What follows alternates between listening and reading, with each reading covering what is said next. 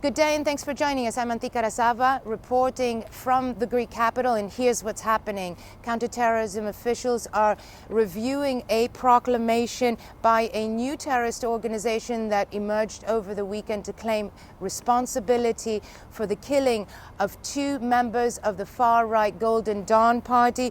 The group is calling itself Militant People's Revolutionary Force, and it says it waged the November 1 attack against these members in a violent reprisal and response against the fatal stabbing of a hip-hop artist in September. That case, of course, linked to Golden Dawn. The group, however, is also warning of additional strikes and attacks against Golden Dawn, and says, of course, that this hit on November 1st was just the start of a campaign to, quote, send Golden Dawn to the dustbin of history. Counterterrorism officials I've been speaking to say they have yet to determine the authenticity of this proclamation, which a local website posted after receiving an anonymous phone call by a male who directed them to a park in Athens where a USB stick was stashed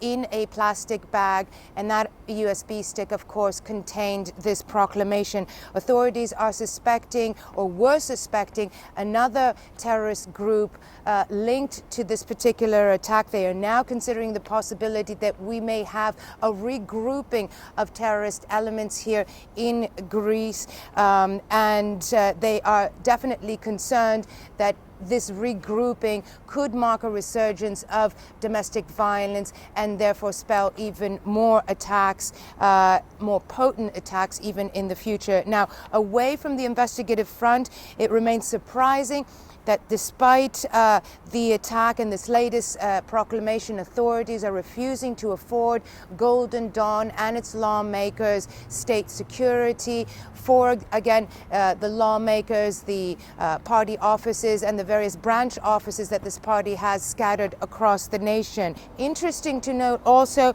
that a flurry of polls show that Golden Dawn is slowly picking up the popularity that it lost shortly after the September stabbing against the hip-hop artist and the subsequent crackdown that followed by the state against the far-right party. A Sunday poll put Golden Dawn's support at 8.8%, about 30% lower than what it was tracking ahead of the stabbing, but just 2%, or significantly actually, 2% higher than what it was polling a month prior.